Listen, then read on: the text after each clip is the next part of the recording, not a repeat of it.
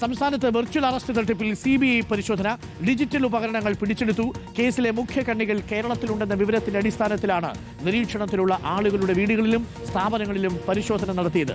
CBI Delhi യൂണിറ്റിന്റെ നേതൃത്വത്തിൽ കൊച്ചിയിലും തിരുവനന്തപുരത്തും പരിശോധന നടത്തി.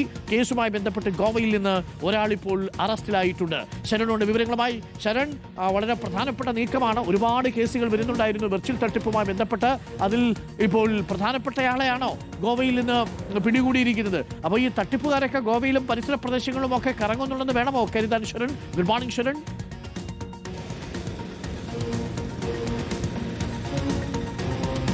Arunkumar, good morning. എന്തായാലും പ്രധാനപ്പെട്ട ആൾ തന്നെയാണ് കസ്റ്റഡിയിലായിരിക്കുന്നത് എന്നുള്ളതാണ് നമുക്ക് മനസ്സിലാക്കാൻ കഴിഞ്ഞിരിക്കുന്നത്. രാജ്യവ്യാപകമായി നടക്കുന്ന വെർച്വൽ അറസ്റ്റ് തട്ടിപ്പ് അത് അതീവ ഗൗരവതരത്തിലുള്ള കുറ്റകൃത്യമാണെന്നും കർശന നടപടി വേണമെന്നുള്ള നിലപാടാണ് സുപ്രീം കോടതി എടുത്തിരുന്നത്. അങ്ങനെ സുപ്രീം കോടതി നിർദ്ദേശപ്രകാരമാണ് CBIയുടെ ഡൽഹി യൂണിറ്റ് ഇത് സംബന്ധിച്ച് കേസ് രജിസ്റ്റർ ചെയ്ത അന്വേഷണം നടത്തി വരുന്നത്. അതിനിടയിലാണ് വളരെ പ്രധാനപ്പെട്ട റെയ്ഡ് ഗോവയിലും കേരളത്തിലുമായി നടന്നിരിക്കുന്നത്. കേരളത്തിൽ കഴിഞ്ഞ 2 ദിവസങ്ങളായിട്ടാണ് തിരുവനന്തപുരം, കൊച്ചി അടക്കമുള്ള ഇടങ്ങളിൽ റെയ്ഡ് നടന്നിരിക്കുന്നത്.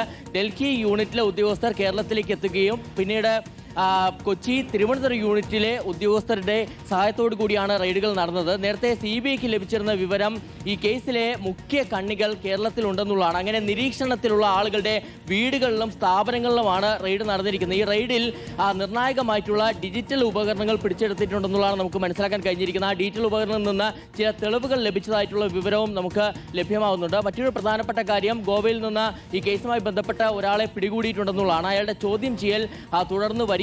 ഇയാളിൽ നിന്ന് ലഭിക്കുന്ന വിവരങ്ങൾ ഈ കേസിൽ നിർണായകമാണ്. ഒപ്പം തന്നെ ഇപ്പോൾ പിടിച്ചെടുത്തിരിക്കുന്ന ഡിജിറ്റൽ ഉപകരണങ്ങളുടെ പരിശോധന അത് വിശദമായി തന്നെ നടക്കും. അതിനുശേഷമായിരിക്കും തുടർ നടപടികളിലേക്ക് CBI കടക്കുക.